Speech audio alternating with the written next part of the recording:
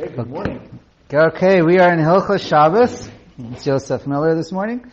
Siman Shin Yud Chet. Right? One main siman on Bishul. We'll probably do it in 2 days. And the beginning is actually not even really relevant to only Hilchos Bishul. The very beginning is Hana'ah, getting benefit. It starts out, that's the sugya in the beginning. Can you get benefit afterwards? If something that was done. Okay, so let's read inside, we'll see. Aleph.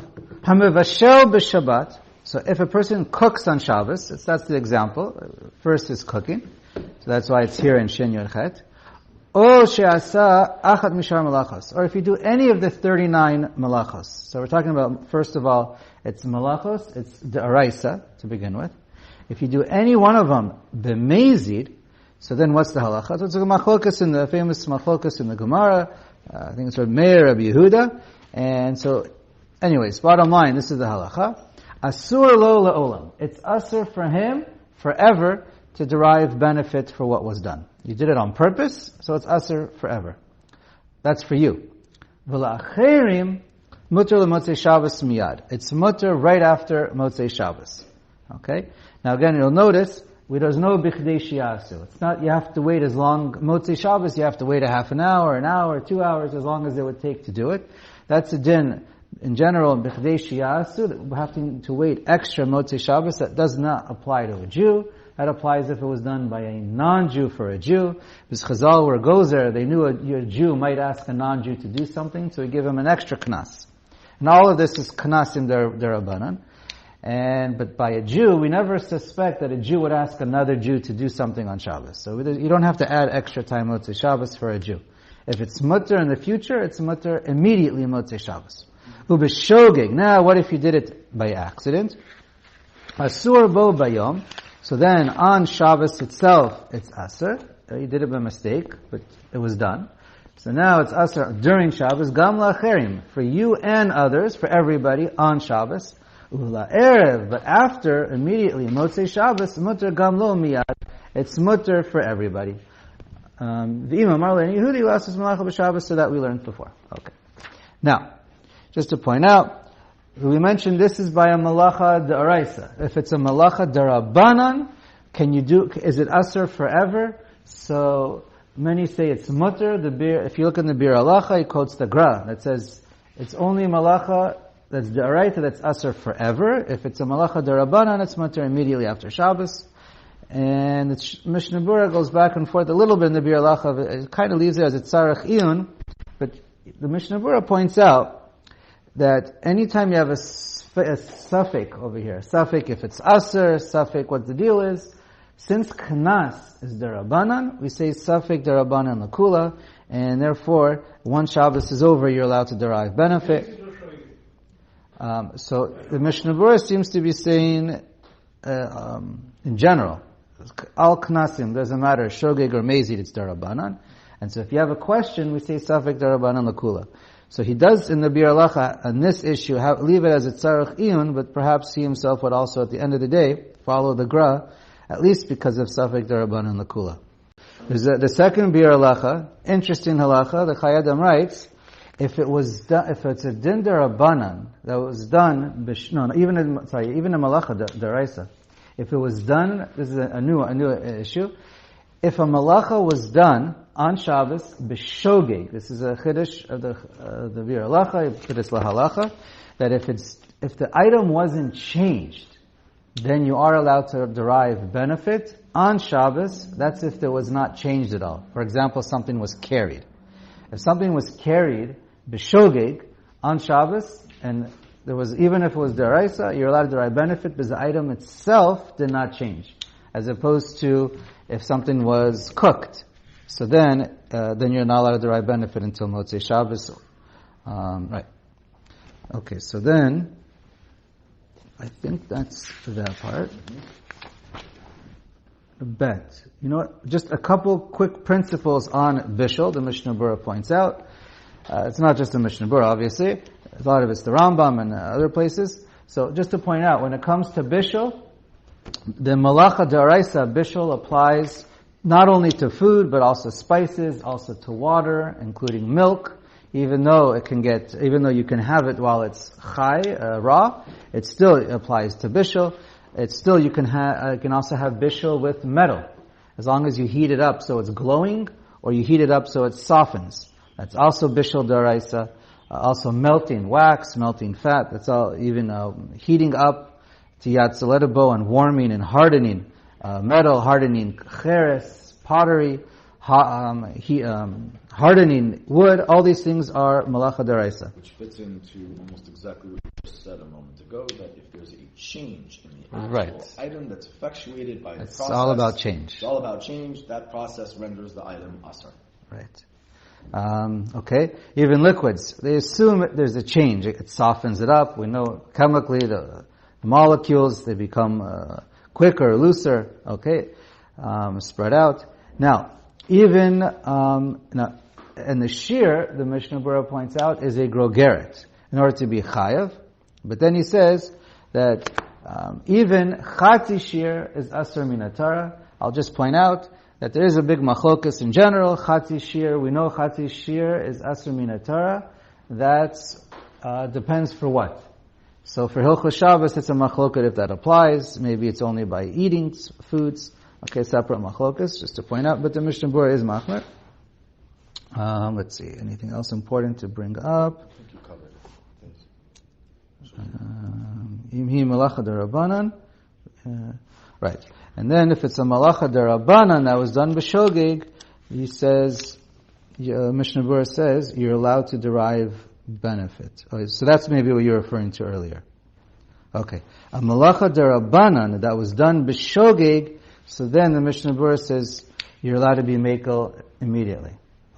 Hashochet b'Shabbos lachola. Now, you are to do shchita on Shabbos. Obviously, we're going to learn that that's asur d'oraisa, but for a chola, sheyesh bo sakana, you're allowed to. So this is what happens. So you did shchita because you needed to. Bein shechala medmo, bein shechala hayom. It doesn't matter if it was cooked. If a person became deathly sick before Shabbos, or not, or during Shabbos, right? But that has to do with the muksa issues. So we're mekel when it comes to muksa on this issue because animals, you can use them when you need them. So therefore, we're mekel like Rabbi Shimon. So therefore, let's keep reading. Mutar habari lechol mimenu chai b'Shabbos. So even someone who's healthy is allowed to eat it if it's raw. Okay?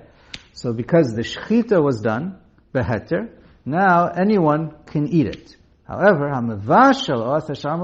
but if you did other malachos to the food, to the animal, asur b'Shabbos labari o lechol she'em lo sakana. So obviously the one who's deathly ill, you did it for him, he's allowed to eat it. He's supposed to, right? But anybody else is not allowed to benefit from a cooked item. Even though it was cooked beheter, you can't. Why? Just a din d'Rabbanan, the chashinan shema yarbe bishvilo. Because we're afraid maybe once you see that there's food here, you're going to start cooking. You're cooking for the one who needs it. He's deathly ill, so then you might think, you can start now cooking for everybody. So there's a chashash you might add. But by shchita, there's no chashash of shema yarbe bishvilo. Right? Either dead or alive. There's no half dead, it's one animal, it's not an issue. But for cooking, you can add more meat in there. Even if it was cooked by a non-Jew for the ill person, so then no one else is allowed to benefit. V'im katzatz. Now listen to the Ramah. He's machmer. On this Ramah, I'll just point out the Mishnah Berurah is mekel. He follows the Magen Avraham and the Gra. It does not follow the following chumrah of the Ramah. He says, "V'im katzatz peot min achubar lechola b'Shabbos." But if you have fruit that you chop down from the tree, you cut off from the tree, afilu haya chola mibad yom. Even if he was sick, erev Shabbos asur lebari b'Shabbos. So you cut off one orange, you can't share the orange with him. Why? Mishum shegadel v'olech b'Shabbos v'yishbo mishum muksa. Because we say to a minuscule amount, the orange grew on Shabbos, and that new part is muksa. So it's us, the Ramaz machmer because of muksa. So that's a question if we have to, so some are obviously mekel on this chumrah of the Ramah. Okay. Gimel. Okay, now to the main part of Hilchos Shabbos. I'm just going to remind everyone, we learned this before. Yad Soledabo, it's an important thing to remember for Bishul. And basically the range of what is Yad Soledet Bo. So Celsius, the range is from 43 degrees to 71, Machlokas Achronim, and for Fahrenheit, 110 to 160. Again, different poskim give different numbers, and okay. In general, for a din d'oraisa, I would say be machmer, and for a din d'rabanan, perhaps to be mekel, unless you you have one sheet to follow. Gimel, Keshem she'asur levashal ba'ur, kach asur levashal b'toledis ha'ur. Ur means fire, right? So, there's an iser d'oraisa of bishul, only when it comes to cooking with fire, or anything that was heated up by fire. Okay? So if you heat up a pot, and now the pot is burning hot, you heated it up with fire, then it's also a bishul d'oraisa. Kegon, litain beitza b'tzad kedera o l'shovral sudar shehu cham ba'ur kadei shetitzaleh. Even if you cook an egg on a pot that you now took off the fire, it's still bishul d'oraisa. Va'afilu b'toledes hachama. Now, what about something, toledes hachama means something that was heated up by the sun. You can put something outside on a very hot day, or use a magnifying glass with the sun, and you can heat up an item. Kegon, besudar shehucham b'chama. You left out a handkerchief in the sun. Now, that's only asur gzera atu toledes ha'or. Or. So here we have it's a din d'rabanan. Anything that was heated up from the sun, it's only an iser d'rabanan. Because anything that's cooked directly from the sun, that's mutter lechatchila. So you're allowed to take a piece of raw meat, take a magnifying glass on Shabbos. Magnifying glass? Sure. And use that to direct the sunlight to cook your food, and that's mutter lechatchila. What about a microwave? So many would point out that theoretically a microwave would be just chama, and that would be mutter lechatchila. But Lamaisa, there's electricity, so that makes it next to impossible to use it. And many say, Lamaisa, it's asar, at least in a din d'rabanan. Some would call that a microwave toledes hachama. Some say mechse kamavashal. It should be asar d'rabanan, and that's the minhag. So that's Lamaisa, it's asar mi d'rabanan, but theoretically it might be mutter. What about induction? A stovetop that's, I think, uses some kind of magnetic force. So this is also a question mark. I think it'd be clear to say it's probably toledis hachama. Would make most sense because there's no eish, but you're cooking on a pan that gets hot. It's not you're not using magnetic force to heat up the food. It's heating up the metal, which heats up the food. So that should be a clear iser d'rabanan. Rav Soloveitchik held that if it comes to a point where you have sun stoves and things like that's kederet, and that becomes deraisa. Okay, someone pointed out that if it becomes the derech, then it's a cook, then it would be deraisa. Okay, that's b'shem Rav Soloveitchik or Yosef Miller, but that sounds strange. Because there's no fire whatsoever, but yesh layan. Okay? I understand. But there has to be derech. Okay. Good question. We can look into that. V'chein asur lahatmina becho. So too, to bury it in hot sand, or ba'avak, drachim, shehu chamu, mikoach hachama, or to anything that's to the koach hachama. Aval b'chama atzma, but if it be in the sun directly, kegon litain beitza b'chama, you put it in the sun. An egg, olitain mayim b'chama, you heat it up in the sunlight. Kadesh yuchamu mutar, and that's 100% mutar. Okay, dalet. Tav shoshin bashal kol tzarko. Now you have something that's completely cooked.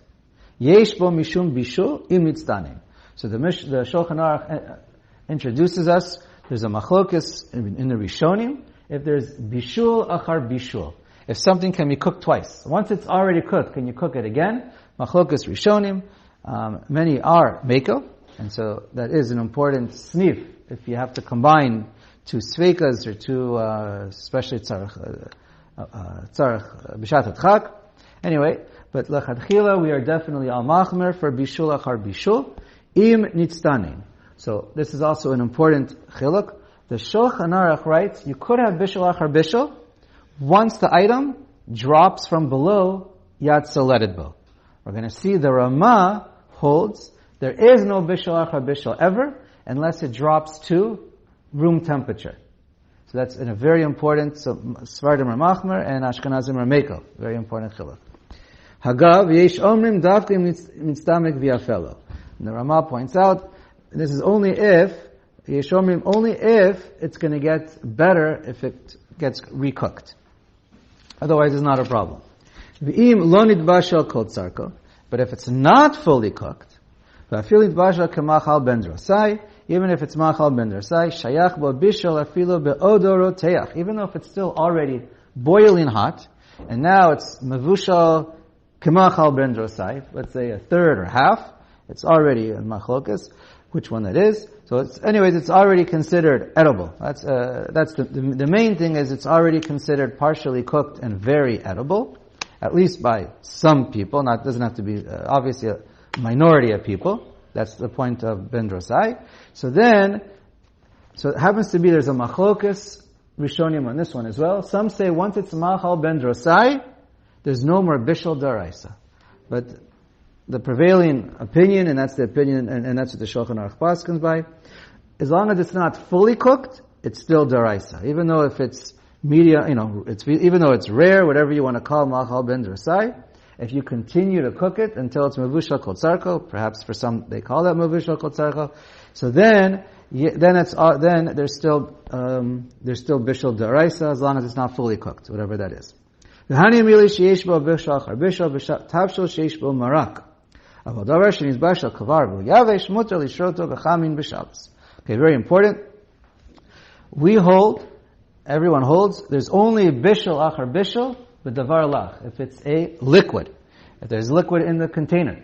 But only if something is dry food, piece of solid meat, piece of solid chicken, then there's no bishul achar bishul.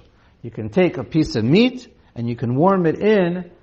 There's certain ways we spoke about earlier how to warm things, and even though if it's going to become yatsa ledidbo, make sure not to do hatmana. Right. So you can't do hatmana, but besides that, it can't look like you're recooking something. Right? We spoke about that. Can't look like you're being mevashal mitchila again for the first time. It has to. So, anyways, we discussed ways of heating things, and we're going to bring that up again in Chet, how to heat things up on Shabbos. So, if it's a davar yavesh, you're allowed to take things from a fridge and warm them up. That's not a problem. But if it's davar lach, and I'll just point out a very famous, controversial heter of Rav Avadia, and it's a question even what he holds lamaisa. But if you have a pot that has mostly meat, but it also has a lot of juice, so he's a das yachid. He says that's considered a davar yavesh, because the liquid is just batal. What? It's the Ran or a Rashba. Okay. So but the majority of opinions poskim Lamaisa say that's since there's lach in there and it's clearly definable, then it's aser. Obviously, if you have a minuscule, every piece of meat has some moisture in there. So, anyways, different poskim I guess will have different opinions how dry. But okay. Ein shor. Okay, we learned this already. No. So here we are. V'im hu davar yavesh shalom nidbashal milifnei Shabbos. So now, if you have a piece of solid meat that was not cooked before Shabbos, ein shorin oto b'chamin b'Shabbos, afilo madichin oto b'chamin b'Shabbos. Aval madichin oto b'chamin b'Shabbos, chutz min hamaliach hayashan u'min hadag shenikra kol yos ha'ispanin she'enam tzrichim bishol ela me'at v'hadach hatan hi gemar malachtan. Okay, so what is this all about? So just paraphrase. He says, so first of all, you have a piece of meat that's not fully cooked. So we know that there's still bishul, daraisa. So you can't rinse it or soak it in a liquid that's a kli rishon. Okay, so a liquid that's a kli rishon, even if it's off the fire, you're not, and it's yatsa ledidbo, you're not allowed, that could cook. Kli rishon can cook at least kedei klipa, a kli rishon, no. So that depends. A kli rishon cooks kedei klipa and through. Iri kli, we're going to discuss this as we get along. Iri Kli Rishon, it's in the air, it's being poured from a Kli Rishon, that cooks only Kedei Klipa. And then, what's brought up over here is what about a Kli Sheni? You take pot from the water from the stove, you pour it into a pot, and now that's Yad Soleted Bo, it's a Kli Sheni. Does that cook? Major principle in halacha, does a Kli Sheni cook? So it's a machlokas.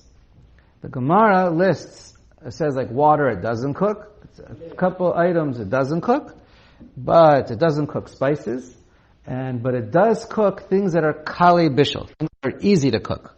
It does cook, like we're discussing over here, fish, salty fish that's easy to cook, that does cook. That the Gemara says. What about everything in between? So in short, in general, Sfardim or Meiko, anything we don't know about, in a Kli Sheni, we say do not cook. And, which comes up to tea, we're going to get to, is if that's considered Kali Bishul or not. And then, but Ashkenazim in general, they say Kli Sheni cooks everything, except for what was specifically pointed out in the Gemara. So that's what this Seif is all about, this second half. It's saying that if you have something that's cooked, that's not fully cooked, you can't put it into a Kli Rishon, but you could put it into a Kli Sheni for a piece of meat, but it's not Kali Bishul. But when it comes to things that are easy to cook, even the Shulchan Aruch will say Kli Sheni cooks it, and that you cannot do. Haga v'hu adin kol davar kasher she'en ra'ui lechol klal below shriya da'asur lishot b'Shabbos ta'avei gemar malacha. The Ramah here now adds another layer, something that's you can eat it raw, and you don't need to cook it, but it's too hard. You just need to soften it up. So if the way to soften it up is to soak it in a Kli Rishon, then it's asur to do so because of bishul. Hey. Yesh misha omer okay, I just want to point out, there's an interesting halacha of a davar gush. A solid piece of meat. A solid piece of chicken, a solid piece of meat. So comes from, more from Yeridea. There are some in the Maisa Ashkenazim or Machmer, Ashkenazim Sfardim or Meiko. If you have a piece of meat that you took off the fire, and it's still Yad Soleted Bo, and you put that onto a plate, does that have a din of a Kli Rishon or a Kli Sheni? So normally you take any liquid, you take it off the fire, and you pour it into another pot, you put it onto a plate or into a cup, that becomes a Kli Sheni.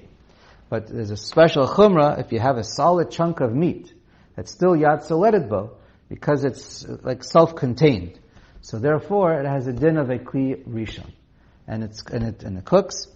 If you put something onto it, so therefore you're not allowed to put, you're not allowed to put something that wasn't cooked yet onto this piece of meat.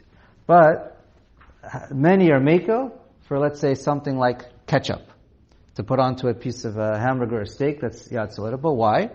Because ketchup was already cooked. And do we say bishul achar bishul? That's a machloket. So you take these two different machlokas, even though each one by itself were machmer, you put the two together, so many Ashkenazim are meiko. It's also quoted in Shulchan Shabbos Kilchasa, but some are still some are still machmer, but that's an interesting thing. You can't put olive oil on a hot potato. Very good. So olive oil on a hot potato, if it's Yad Soleted Bo, would be asur for lechatchila, that would be asur for Ashkenazim. Correct. Unless you do hay in about a minute and a half. Okay. We'll read it real quick. Well, let me just point out one other thing I do want to point out. What about putting croutons into soup? Can you put croutons into soup or bread into soup? Croutons for sure, I would say, under any circumstance, I would say. So that's actually hay. Yeah. Let's read hay real quick, and then we'll see the answer. Yesh misha omer, and that is the halacha, the davar shenefa o nitzla, im bishlo achar kach memashka yesh bo mishum bishlo. V'asur litain pat b'kli sheni shayad soledet bo v'yesh matirin. So, can you do this? So, if you put, is there bishul achar bishul? So we know there is. What about afia, bishul achar afia, or vice versa, baking? So it's two different mechanisms. Afia is when it's dry in an oven. Bishul is when it's a liquid. So here, generally the Sfardim are Mekel, but this is Veish Matirin, but Ashkenazim are Machmer. So you can't dip challah in soup if it's Yad Soleted Bo, but Shkadei Mirak, croutons. So generally the croutons that you put in soup. Not bread croutons. So bread ones would be Aser, Lechatchila for Ashkenazim. Mini mandals. Right. The ones that are fried, that's mutter, because Matugan is like Bishul. And there is no Bishul Achar Bishul, but Davar Yavish. Just to finish the Ramah, Hagab B'Kli, and so what about a Kli Sheni? Then that's for sure, okay? V'yesh Mekilin, Afilu B'Kli Rishon, some are even Meka by Kli Rishon, and that's by Sfardim, but Nagu Lizar Lechatchila, but Ashkenazim are Machmer, Shaloli Tein Pat, Afilu B'Kli Sheni, Kozman Shiyad Seleted Bo. So he takes it even to an extreme, even by a Kli Sheni, and not everyone agrees, but that's what the Ramah writes, and so too, you would have the similar thing by a cookies, to dip it into tea or hot coffee. According to the Ramah, you have to wait till it cools down, or you put it into a Kli Shlishi.